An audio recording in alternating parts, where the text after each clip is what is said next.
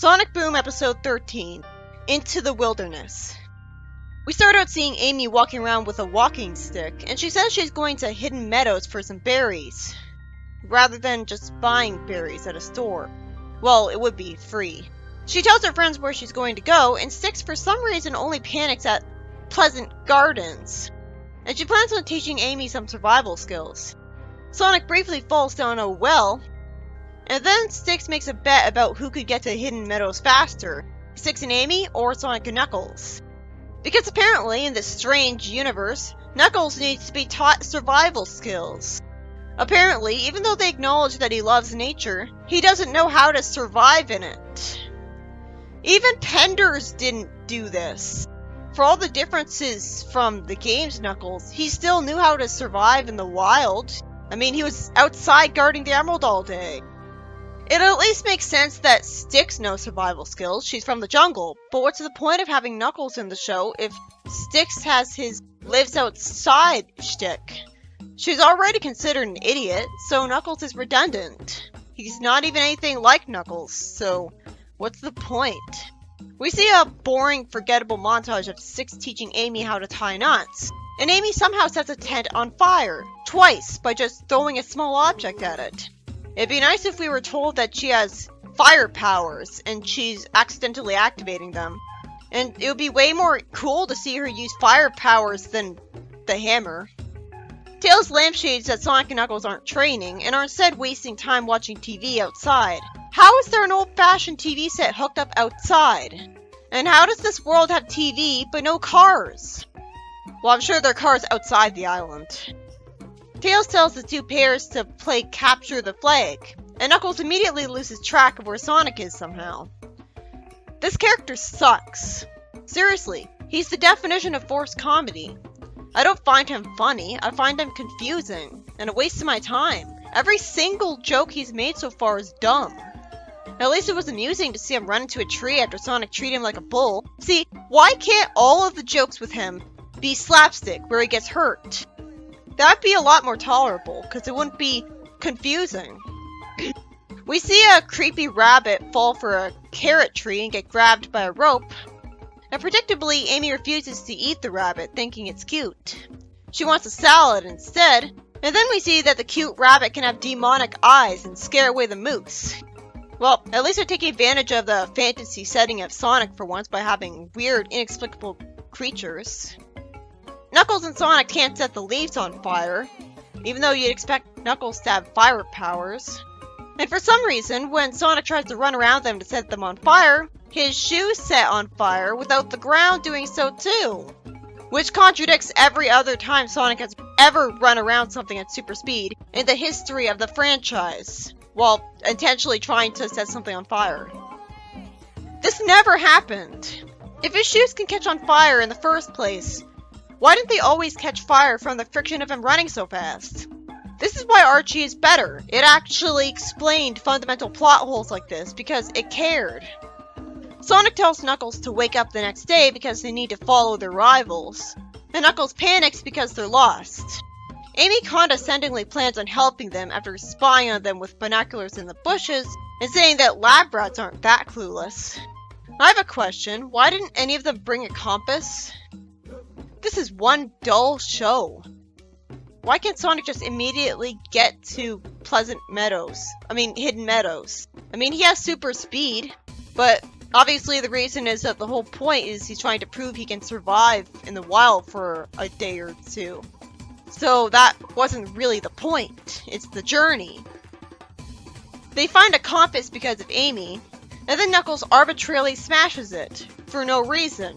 Because it ended the episode too early. I mean, because he doesn't want to be told which way is north.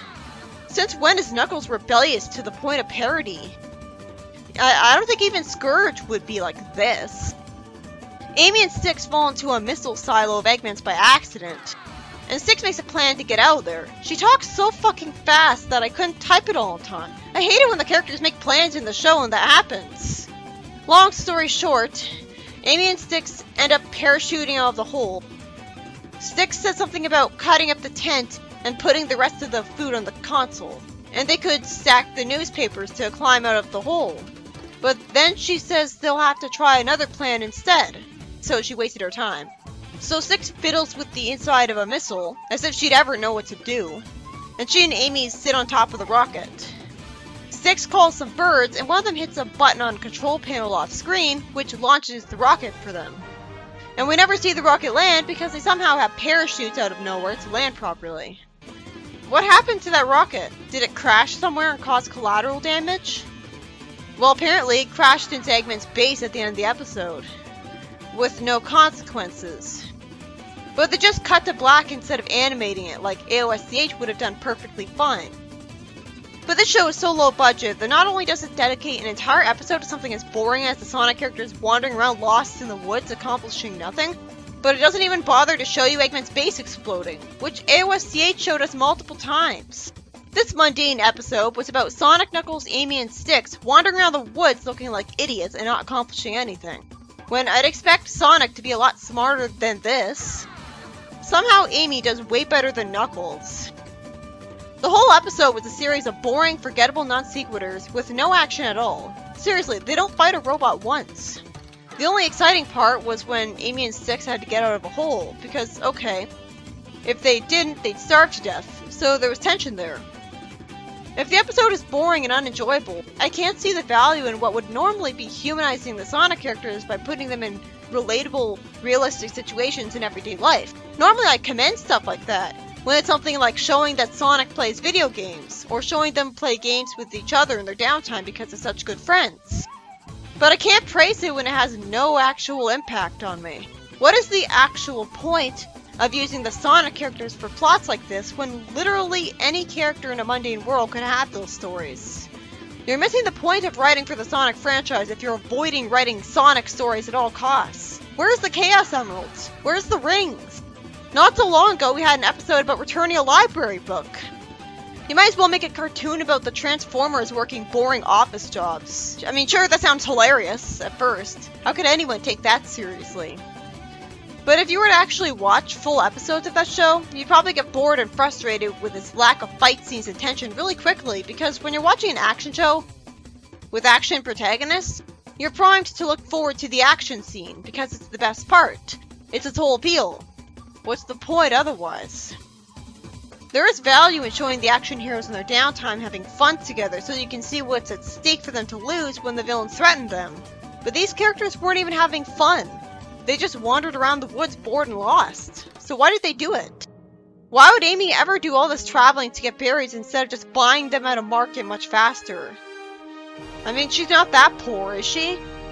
How can this island have working TV sets and outdoor fast food restaurant tables nearby, but you still have to walk 80 miles to pick some berries? You know what would make this episode better? If the heroes are being hunted down by a dinosaur the whole time. Well, more like a dinosaur robot, that'd make more sense. Better yet, what if that robot wasn't made by Eggman? If we had the constant tension of them having to avoid and hide from something dangerous, it'd make things exciting. Which we need because the alternative, comedy, sure as hell not being provided in this show. This is why you can't put all your eggs in one basket in a franchise that needs balance. Comedy in Sonic tends to suck, so it's a risky gamble. But you know what barely does suck? Action scenes. Even the poorly made ones are at least entertaining to watch. Without some kind of tension and action, there's nothing to validate the show. You could have a Transformers cartoon where all the plots are based on The Office. But the novelty of seeing the main characters in mundane, relatable situations for once would probably wear off after a while. And even that might be more interesting because I'd see what office jobs are actually like. The show needs to have an action scene at least once an episode, or it won't really feel like its episode was worth sitting through the boring annoyance of. This episode ended up cementing my kind of hatred of Boom Knuckles. I definitely don't like this character. I wanted to love him. I was willing to give him a chance. I was always hearing about how funny he was, and I was excited to see how many times I laughed from the show. But so far he's nothing but a confusing, annoying character whose every line of dialogue and action is forced. At this point I'd be embarrassed to laugh at this show, because it's so unfunny and dull that I'm never in the mood. I don't see how Knuckles is necessary when we already have Styx as the team idiot. And it's not like the franchise started out with him there. He wasn't in Sonic 1. So why is he considered such an essential main character that Boom has to have him? We could have had Six say all his lines no problem and removed him from the show and lost nothing, because he's got nothing to do with the actual Knuckles. Even Archie Knuckles is way more Knuckles than this idiot. This is the problem with using previously established characters with long histories from a main cast of a show just to get them totally wrong. It hurts the believability and enjoyability of the plots because it's harder to buy that Knuckles would suck at surviving in the woods, or that Amy Rose would tell you that ladies don't fight and hide her crush on Sonic. It's because they're using characters that we've seen for 25 years. You can't turn that off. I'm much more confused and off-put than genuinely angry. What is the actual point of using Knuckles in this show, let alone this episode, if he's not going to be Knuckles because he won't be great at surviving in the woods and he won't be enjoyable? Knuckles is supposed to be a respectable badass.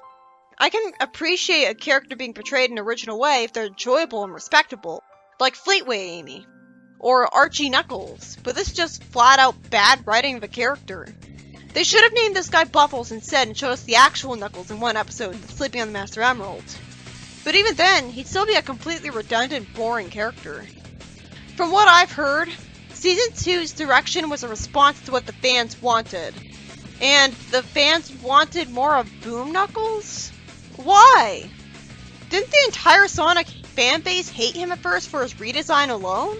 I can understand wanting more of Boom Eggman, but this guy isn't funny, he's confusing. So why give him more attention when there's really nothing to give attention to? That's like giving the spotlight to a piece of floor with nothing on it. It's just a void of nothing when you're expecting cake. Styx is a way better character, even though her voice sucks and her conspiracy is mostly pointless. There's a reason I don't always mention them when I can, because if they don't factor into the plot, I might as well type something else. But Styx has had a lot of great moments. She's badass, and I can find her pretty relatable, how she's actually like scared and paranoid of a crazy, wacky world where anything can happen. She's actually right about her paranoia sometimes, and she has some skills, like she's great at being a trapeze artist, and a boomerang is really hard to use. I'm not sure what went wrong with this show. Aside from all the plots being written like shit this season because the premise is forced. The problem with the plots being so mundane for reviewers is that it's hard to tell what's important enough to write down when the characters are talking, and what's just an unfunny joke that's pointless. What's going to be important and what's a waste of time gag? You won't know until you watch the full episode. Episode 13-2, Eggman Unplugged. We start out with Knuckles sleeping on a chair, and Sonic happily sprays some white stuff on his hand and tickles him with a feather to get him to put it on his face. These are his friends? Normally they're surprisingly polite to him because they're not pointing out every time he's stupid and mocking him for it. But apparently it's only because they're two-faced. I do like that Tails' lampshade that trick him into cleaning the bathroom would be more practical though. It's relatable. And I'd want to prank this Knuckles too. How did he not immediately wake himself up from that? If he was conscious enough to move his hand, he should have felt what was going on and woken up instantly after that. And somehow, when he wakes up, he just says he tastes great instead of being upset. Tails talks with bad acting, saying that they'll be crushed, talking about a boulder, and Eggman decides to push a boulder over Sonic. So I guess they knew Eggman was spying on them and decided to talk in a way that would trick Eggman into doing something. It's amusing to see him try to do a Wile E. Coyote stunt. How could he even move it in the slightest by pushing it like he just did here? He'd have to have some super strength to do it at all. If he could just fire a laser at it to move it, he should have tried that in the first place. But I guess he really wanted to prove he was strong. Also, wouldn't a laser just cut clean through it instead of pushing it? Sonic humiliates him, getting a tub of white stuff to fall onto him. Styx says that she told them technology couldn't be trusted after the heroes brag about why they knew about his trap. And because of this, somehow Eggman uncharacteristically gives up on technology, his whole gimmick, and the thing he's actually good at. And it's not like he has magic right there, so this plot would never happen. And logically he would have started by dismantling Orbot and Cubot, but instead he thinks they're just above a paperweight even though they have brains. And I refuse to believe that he's unfamiliar with bulls, and would need a tedious amount of time explaining. Nobody could live without bowls to put food in every day. And technically, bowls count as technology too, because it requires intelligence to make it, and animals don't have bowls. And somehow I'm supposed to believe he abandoned his lair too. Where does he expect to live then? It's not telling us that he had a mental breakdown and that's why he's doing this. So the Lightning Bolt Society, including Dave, break into Eggman's base. By that I mean they just walk in somehow when it should have a security system. And they cause problems by pressing buttons they shouldn't. While I'm glad that they're doing something again, it would be a huge missed opportunity if they didn't do this. It was amusing that Eggman planned to fight Sonic without technology, and when he says, "Does this look serious to you?" Sonic said no, because he was making a fool of himself. He ineffectively throws a net at him as he lies down unimpressed. You know, you'd think that if you want to fight him without technology, he'd literally fight him. He'd try to punch him and kick him. But I guess this show is so gutless and cowardly that it won't even do that. Because that wouldn't be kiddie enough in a show where Eggman's constantly trying to murder the heroes. Then we see a village getting attacked by a spider-leg mecha that's just moving about ineffectively. Sonic wonders what's going on with it, and sadly the camera immediately cuts away instead of the show staying in the action. Then Dave fires a missile that moves all over the place, and Sonic has to jump to avoid it and it explodes. So Sonic decides to figure out what's going on, and Eggman's still against technology, despite being in the dark. He wouldn't put himself through this. It was amusing that the guilt tripper said that he can't think of anywhere else he wants to spend his vacation than crushed under a giant boulder.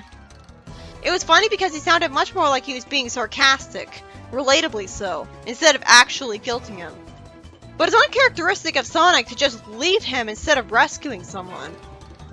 We very briefly see the heroes fighting robots, and before you know it, Eggman's telling Sonic that he's not behind the attacks.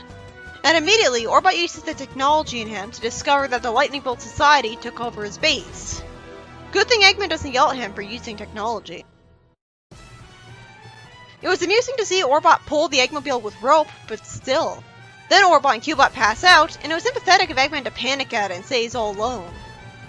And because of that, he decides to go back to technology, because who else would he talk to? That has to be why he didn't dismantle them earlier.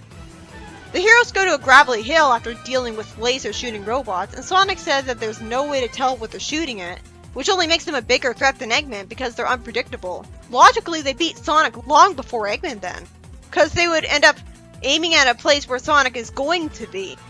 A lot more emphasis should be put on how this makes them more dangerous. But instead they'll be beaten way too quickly before getting to do much of anything. Eggman and Sonic tricked them by giving them false info when they're spied on by them, and Eggman just presses a button to deactivate the bad guys' weapons, and easily gets them to walk away from the base. That was easy. Then he wakes up Orbot and Cubot and says he's glad they're okay. It was sweet when Orbot was like, "You are?" And Eggman's assumed dairy by simply giving a selfish reason, that he needs the base to be cleaned. While it was interesting to see how Eggman would fare without technology and with nothing to replace it, I was sad to see that the entire episode's premise was completely forced.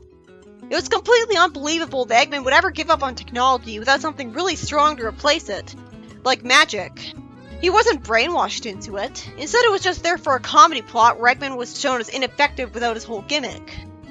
Which just confuses me because logically he'd see this coming.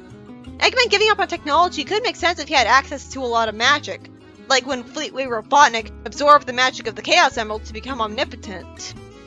Right after he did that and reshaped reality to his will, we didn't see him using any more technology. Because why go through the trouble of engineering stuff when you can just snap your fingers or wave a wand? Even if that wouldn't be as satisfying because it'd be less hard work and wouldn't require his intelligence to do it. And that could be a good reason for why he'd go back to technology. But him needing to recharge his robot servants is a good reason too. It's just completely unbelievable that Eggman would act like this. If he's smart enough to make intelligent robots, he wouldn't do this just because Styx was being paranoid as usual, and her friends were just enabling her instead of immediately telling her why she's wrong. But they wouldn't do that because by this point they've realized that trying to correct someone as delusional as her is hopeless. But because of that, Eggman bought into her paranoid ramblings for some reason. This episode would be completely justified if Eggman was hypnotized into it. He could be brainwashed into it by a genie, and then the genie could leave Mobius for another realm because he'd figure Eggman was permanently made a non-threat after that. And the reason he wouldn't just kill Eggman or make him unconscious is because he's not a killer, and thinks that would be evil. But he's still spiteful enough to make him suffer in his own incompetence instead of making him turn good. because he might think that he doesn't deserve forgiveness and redemption at this point. See, even I can make this plot make sense. Sure, the genie would feel like a Deus Ex Machina because it came out of nowhere, but since it'd just be for one episode anyways, in an episodic show, instead of having a lasting effect against Eggman, it wouldn't really be a Deus Ex Machina because it wouldn't permanently resolve the dangerous, tense situation and save the heroes from it. It could just be a thing that randomly happens. So the premise was forced, even if Eggman's antics were amusing to watch. Robotnik's not supposed to be this stupid. He's turned into a parody of himself here. But this doesn't work as an effective parody because Eggman's never been this stupid.